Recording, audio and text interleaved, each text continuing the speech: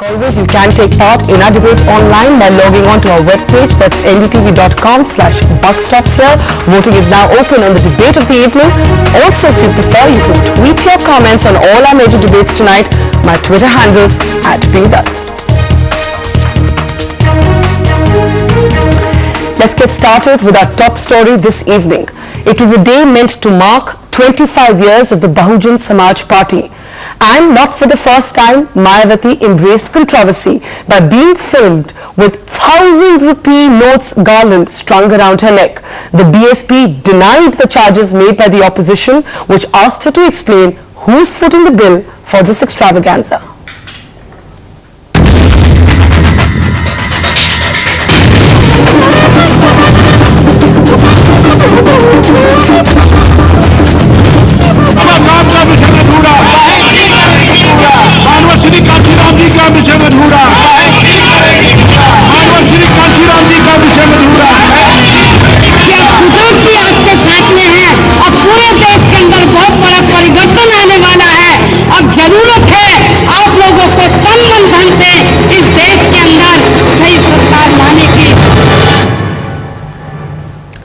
So a notable celebration there, certainly. How does the BSP justify this?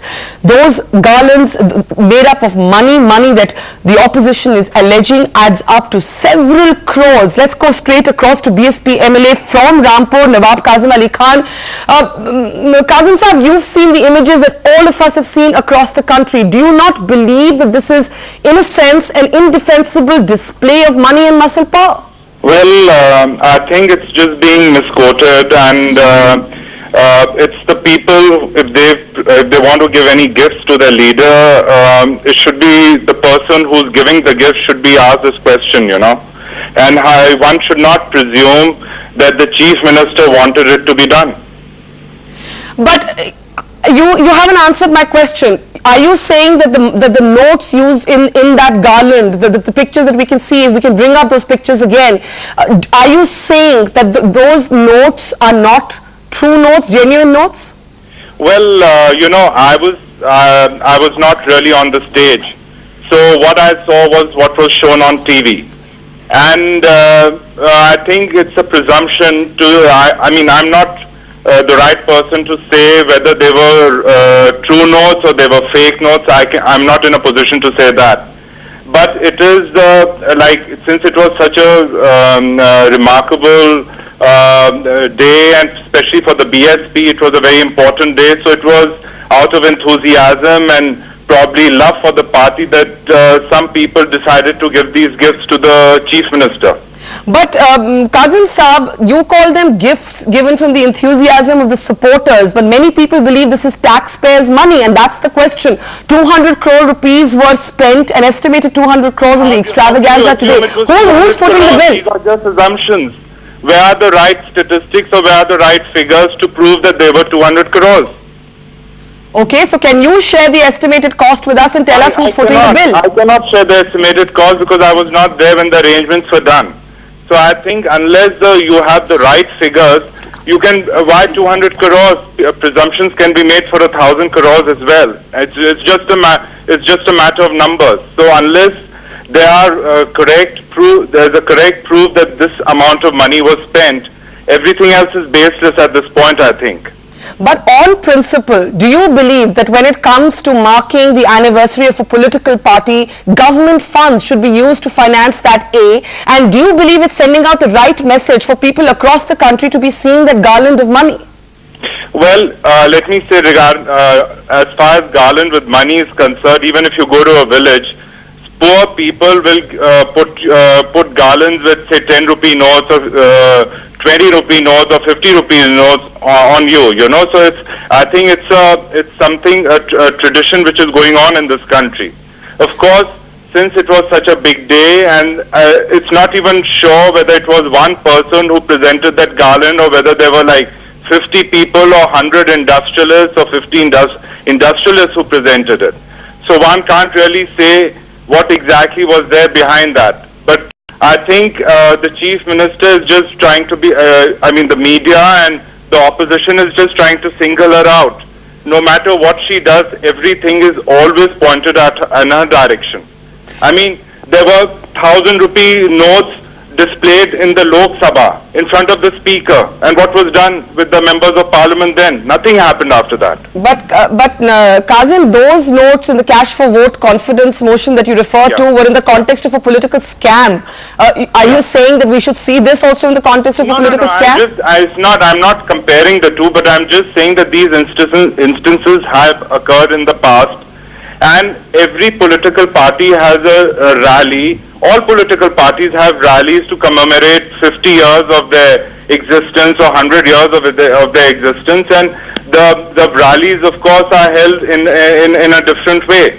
This was, of course, a very major event for the BSP, and so it was. I think that it was the people who, out of enthusiasm and the love for their leader, they did a gift like this. I do have to ask you one last question. This is a state where in Bareilly there's still a fragile situation where when that temple stampede happened, your party's government said there wasn't enough money to give greater compensation. Then we see crores and crores on stage in the form of a garland. Do you not believe, Nawab Kazim, that you are sending a really dangerous message out? No, listen, both these instances, I mean, they are totally in different contexts. What happened in Bareilly happened, there were different reasons for that, and things were put into control. The home was in Bareilly 3 times. All the top bureaucracy of UP was there in Bareilly, stationed permanently there to solve the situation, and gradually things are coming to normal because Bareilly is adjoining Rampur, the neighbor district, so I know exactly what's happening there. All right, so basically you're saying that people in India often express their enthusiasm by offering money, and that's what we're seeing happening here. Many would choose to disagree, but Syed Kazim Ali Khan, thank you for your time on the Buck Stops here tonight. All right, let's turn now to our other top story this evening. The controversial nuclear liability bill was to be introduced in Parliament today. Then suddenly, at the last moment, without explanation, the government decided to back off. The government now says it's in no hurry to introduce the bill, but many are asking, after the women's reservation bill, is the focus now on the finance bill, and is the government already getting nervous about its numbers in Parliament? The government does not intend to introduce the civil liability for nuclear damage bill 2010 today.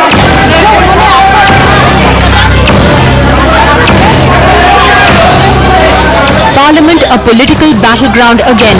Does the government have the leave of the House to withdraw this bill? Minutes before the controversial nuclear liability bill was scheduled to be introduced, the government suddenly announced its decision to postpone it, sending a united opposition into attack mode once again. अचानक अगर सरकार तय करती है कि हम इसको आज इंट्रोड्यूस नहीं करेंगे और आपको कन्वे करते हैं, तो ये उनका अधिकार है, मैं उससे इनकार नहीं करता हूं, लेकिन उनका ये भी कर्तव्य है कि सदन को भी बताएं कि आज क्यों नहीं कर रहे। कुल मिलाकर के सदन का ये अधिकार है कि वो जाने कि एक लिस्टेड बिजनेस वह पोस्टपोन क्यों की जा रही है।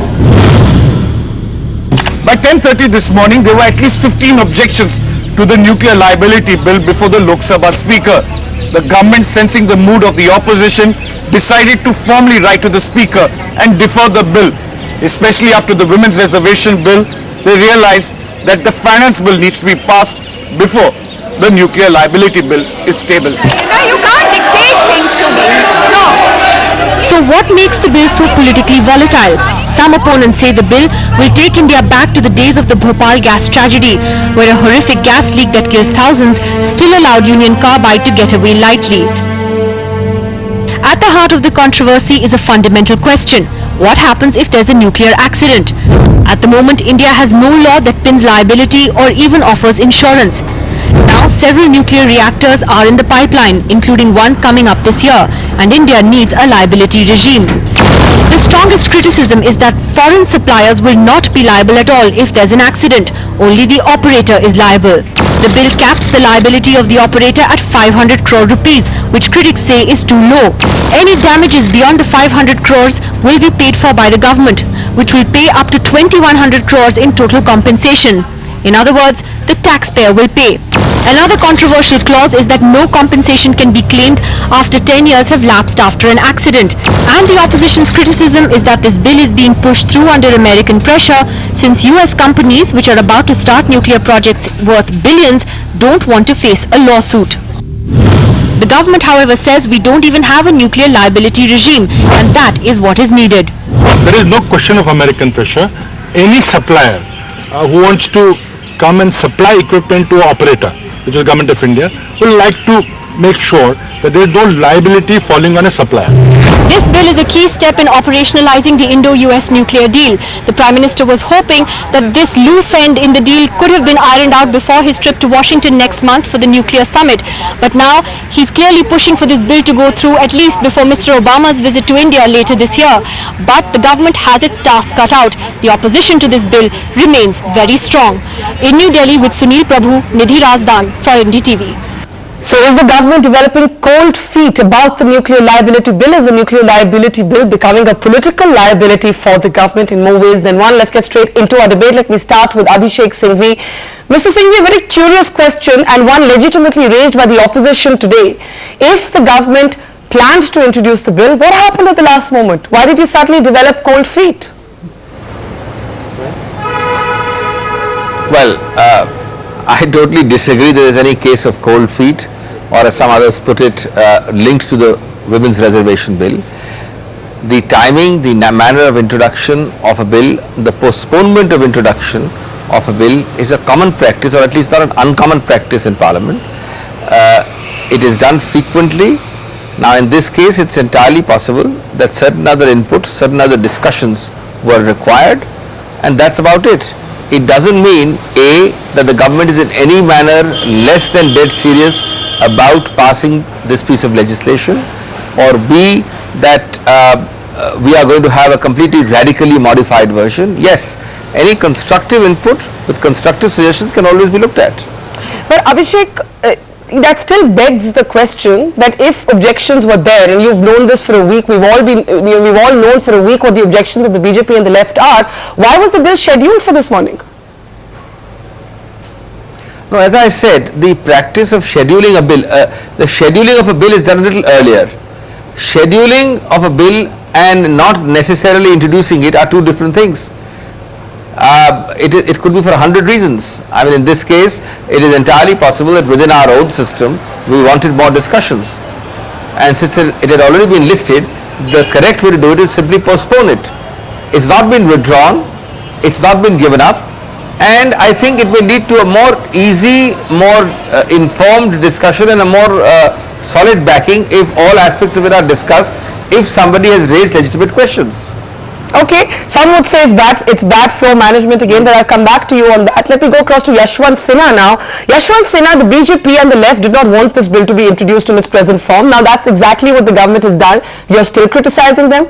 Shouldn't this be exactly what you wanted? You didn't want this bill in this present form.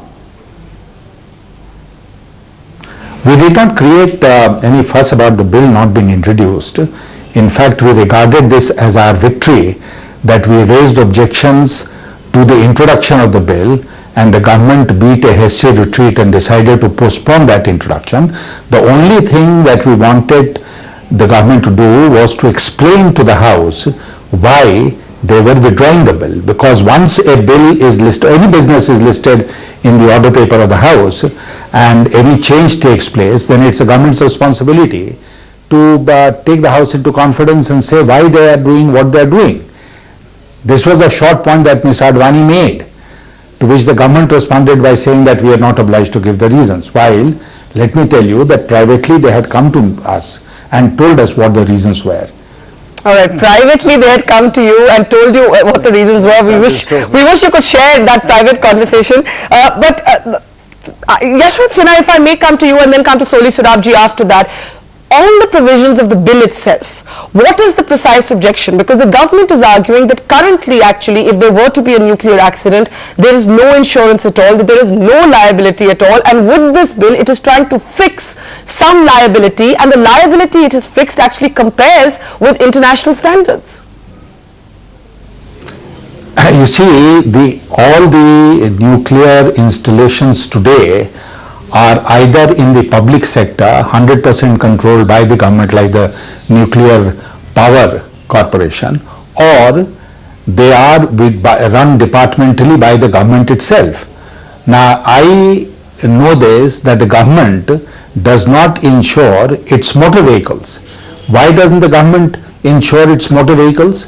Because the government sovereignty is backing that motor vehicle, the operation of that motor vehicle, and if any accident were to take place, they are not running away from liability, the government will assume that liability. Which applies to all government business, including the nuclear business. So there is no question of transferring liability to the supplier or to the operator. It is on the government of India or on its public sector corporation. But when you bring a bill like this and limit the liability and completely rule out any liability of the foreign supplier of this equipment and even bar the jurisdiction of the Indian courts, then it becomes very pernicious and has to be opposed. I mean, suppose they supply a defective nuclear reactor and tomorrow a nuclear accident were to take place and they were let off completely off the hook. I mean, they'll have absolutely not a single naya paisa's responsibility. The bill is so pernicious that it rules out all the jurisdiction of the civil courts in India. No injunction can be issued by them, no application entertained by them. And why are they creating this? Only in order to help a couple of US companies. I mean, we have been dealing with Russia, for instance, for such a long time. We have even dealt with the US, we have dealt with Canada. Nobody has insisted that you bring a civil liability limitation bill and then we'll do business with you. Okay. But this was a secret understanding that the government of India had with the US administration, and now it's all out in the open. Okay, secret understanding that Yashwant Sinha is alleging. Before I come back to Abhishek Singhvi on that, Soli Surabji, you have in a sense been advising Greenpeace, which has been leading an agitation against this bill. If you were to zone in on the most dangerous thing and explain it in simple terms for people who don't follow the technicalities, in simple terms, what is it? First of all, the bill, I don't think in any way detracts from the principle the Supreme Court has laid down that the liability must be absolute, must be strict. No exceptions, except national disaster, insurrection, civil armed conflict. Problem is, there is no liability and the compensation to be given to the persons affected, injured persons. Problem arises, why have you capped the liability of the operator? Incidentally, I think Mr. Yashwant Sinha may see that a supplier is included in the definition for operator. But those are matters of detail. If he is not, it can be amended. Now the reason the government's thinking is that if you don't cap the liability at some figure, the person would know what am I going to be faced with, at what point of time. I mean, that's a plausible explanation. But the government says that the caps are internationally comparable, that China has a cap of 200 crores, that France has a cap of 500 plus crores. Of cap. We are in India. Other countries will give us some guidance, but we have to think of our people and what happened here. My suggestion is, you may have a cap, but don't make it an inflexible cap. It will be a guiding norm. Have a good tribunal to go into the damage claims or the nuclear damage claims, tribunal presided over by a retired Supreme Court judge, well known for his environmental laws and other things. And let the tribunal determine case to case. Let that be said, this may be the norm. In other case, not inflexible. If the damage actually is more than that, the tribunal should not feel hidebound to give that. At the same time, the investor will have some guarantee. Look, my claim is not going to be determined by a bureaucrat or somebody over-enthusiastic NGO who have put an enormous astronomical amount. Yeah. No, it will be by a tribunal, a good judicial tribunal, judge member, 2 members or committee of either side, that will allay the fears of the operator. And mind you, the convention which would help us to get fund from international agency, I've looked at that convention. It says the amount should not be less than so and so. doesn't say it must not exceed. More than that. Not All right. more than that. Abhishek, Abhishek Singhvi, I'm just going to go across to Nilotpal Basu also in a second. But what Soli Surabji is saying sounds perfectly reasonable. But let me add to you the larger principle behind this debate. The perception has become that basically to create an investment-friendly environment for big American or other multinational corporations, you're actually making the foreign suppliers have no accountability at all. In other words, if there is a nuclear accident tomorrow, then those who supply the reactors just get off the hook. Barkha, I've heard the discussion. Give me just a few moments. First of all, whatever I say is not in a dogmatic sense. If and when it becomes a property of Parliament, Parliament is always entitled to modify, amend, and certainly constructive inputs can lead to upward or downward revision of details and limits. So this is not the last word. But having said that, please consider this context. There are some 30 odd countries in the world which do this nuclear civil commerce. 28 of them have national legislation or are adherents to a treaty which is either identical or very, very similar to this. This is necessary to integrate India with the rest of the world which does nuclear commerce. We can't be an anomalous one out. Mr. Yashwant Sinha is not right. There is no mention of a US company. A US company gets the same deal as a Korean company. A Korean company gets the same deal as a Finnish company or a Russian company. He's also wrong. The French and the Russians are as much interested. They are pressing us for it. We cannot have global trade with one country, India, out of sync with the rest of the world.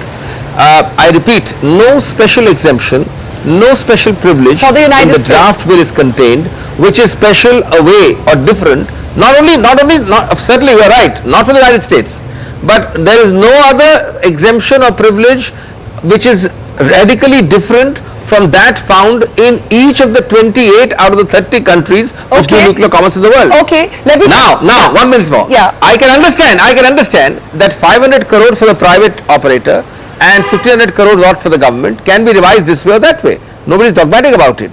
And secondly, let me tell you, the residual liability to look after our own people apart from the monetary cap, whether it is rehabilitative measures, welfare measures, etc. in the case of a disaster, do you think a government socially inclusive like ours will ever run away from that? That's a part. But that's a political statement. That's not guaranteed in the bill. That's not guaranteed in the bill. That's a political statement of belief. Let me take that to Nilotpal Basu. Mr. Basu, is the left and the right in this case, are you imagining American demons where none exist? Because as Abhishek Singhvi is saying, there is nothing actually in the draft of this bill that implies the partiality to the United States of America. In fact, the countries, other countries that are signatories to the International Convention in this case are countries like Romania, for example. So where is the American conspiracy? You see, the more Mr. Singhvi tries to explain an indefensible position, the more he is caught on the wrong foot. First of all, let me say we are talking about an international convention which does not exist today. Only 12 countries have really agreed to this convention, of which only 4 have ratified. So there is a non-existent convention to which Mr. Singhvi is pleading for alignment. Secondly, there are reports in the public domain where the American president himself has expressed satisfaction at Indian government's willingness, and he himself has linked this to the right to reprocess nuclear waste. So it is very clear why the government of India could not finalize the deal in terms of securing the right to reprocess. And yes, it is true that the French and Russians are also asking for this waiver because they know that the Americans are putting pressure. So if the Indians actually provide this waiver, why should their own companies, which are incidentally government companies, be denied of similar facilities? Okay, I'll take that back to Abhishek Singhvi, but Soli Surabji, this is what you write in the Hindu, and I just want to run this by you. You talk about how foreign multinationals are not solicitors of the fundamental rights of our people. You also say the well-being of our people are paramount. It must override dollar considerations. Now, there are people, Greenpeace activists and so on, who have suggested this could be another Union Carbide in the making. Is that overstating the point? Are we creating an unnecessary alarm? I think we must have a balanced view. As I said, there is no question of the bill trying to detract from the principle laid down by the Supreme Court that the liability must be strict and absolute. Yeah. And the bill should make it clear. in express terms if it doesn't. Other thing, as I said, is the cap, I'm against the cap if it's inflexible. But Abhishek is saying the cap can be changed. We're open to discussion. No, but the question is cap can be changed, but it can't be inflexible. Then what will the claims tribunal court do about it? So is your main problem solely the cap, or is it that suppliers don't have any liability? No. Suppliers' liability, it can be provided for by including them in the definition of an operator. Please read the bill. And if it's not clear, make it physically clear. The supplier also comes in. Question is that when you cap the liability, suppose damage is 600 crores. The liability is capped at 500. Who pays the balance? The people of India have to pay for it?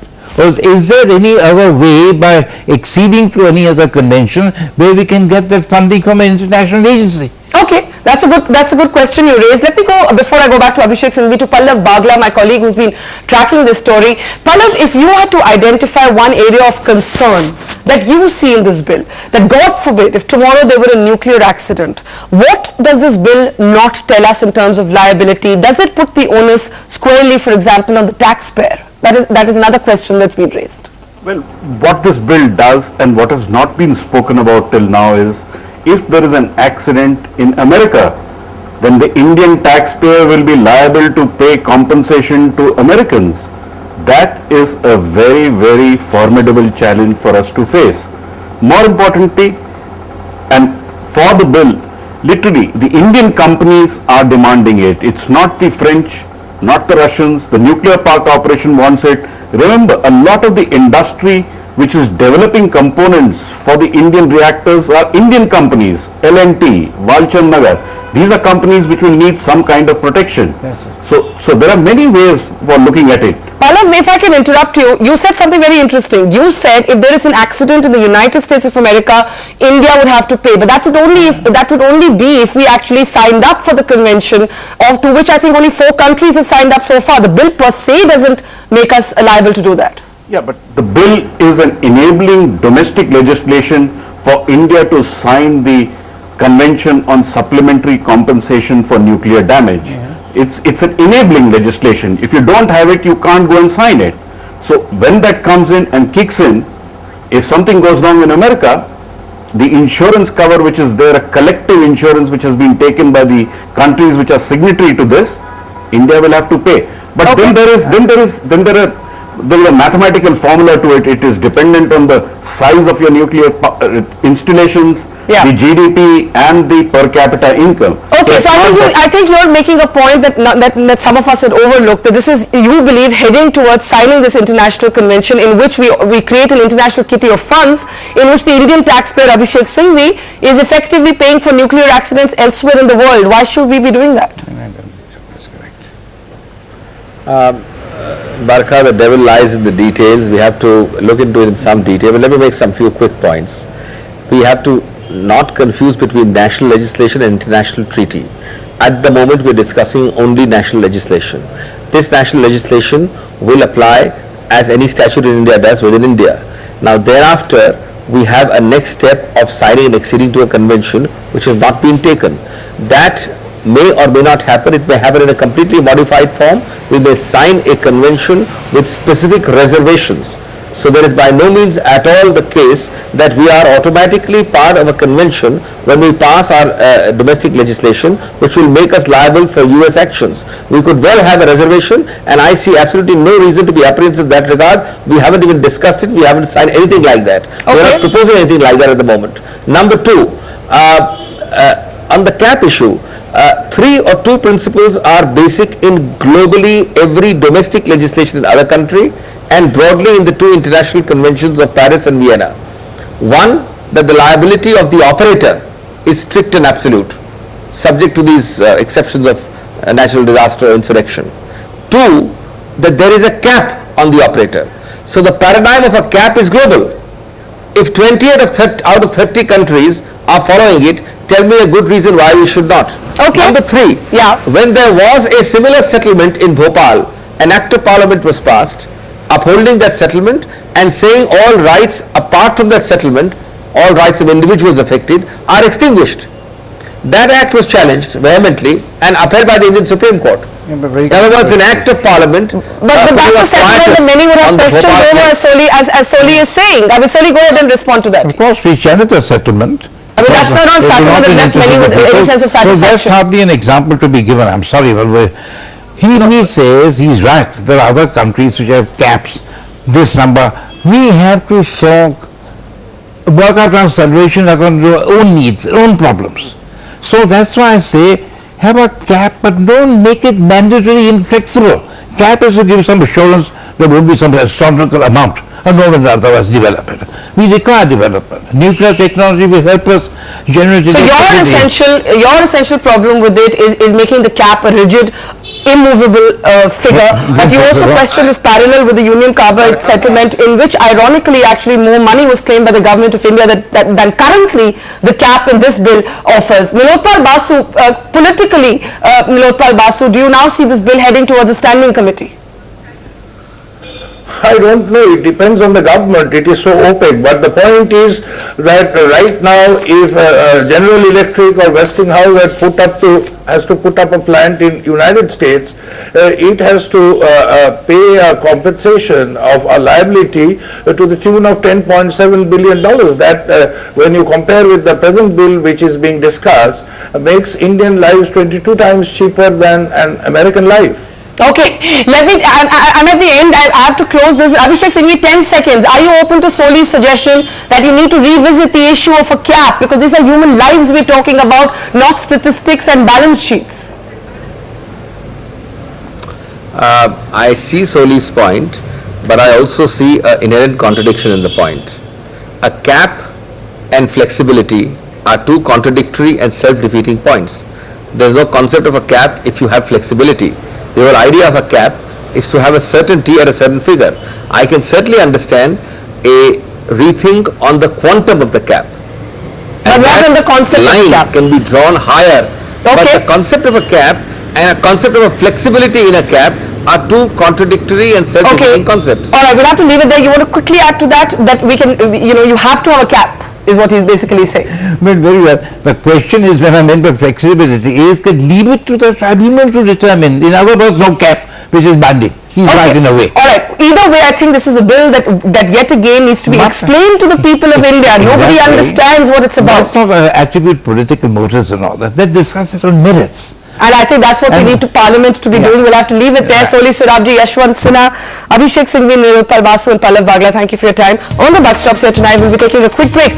On the other side, Amnesty International stands accused of shielding Taliban supporters. We'll talk to Geeta Sehgal, who joins us from London.